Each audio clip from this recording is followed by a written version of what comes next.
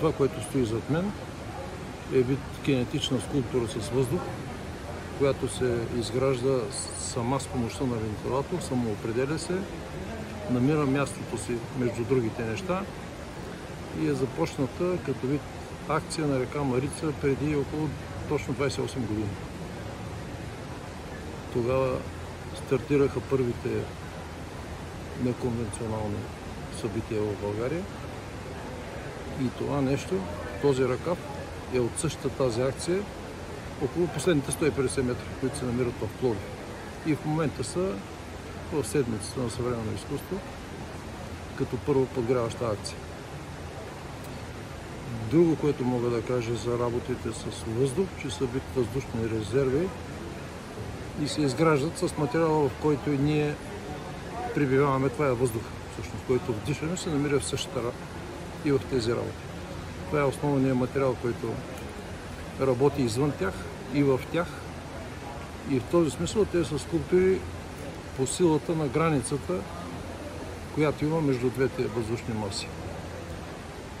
Други работи, които са характерни за последните години, са нещата изградени с електричество, като тук основният момент, който се използва, е електрическата енергия, като тази, която изгради индустриалната модерност в света.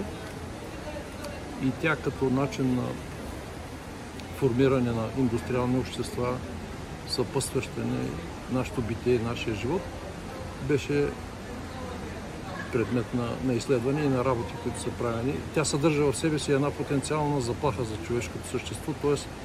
близостта, непосредствената близост с заплахата, която вкарва човешкото същество в една напрегната екзистенция, разкривайки опасността като съпътстваща неговото битие. В този смисъл електричеството беше използвано и като такъв момент на постоянна близост до човешкото тяло, с което се изградиха и няколко перформанси. Последните неща, с които се занимах, бяха общо взето ленд-арт или формиране на земни маси в вече изоставени индустриални комплекси. В този смисъл са постиндустриална скулптура, изградена на корпоративен принцип. Върху тези големи изградени масиви от остатъчни въглища са изградени характерни редици с числа, които общо взето се възприемат и като мярка, съизмеримост и мащаб на достигнатия индустриален напредък и развитие.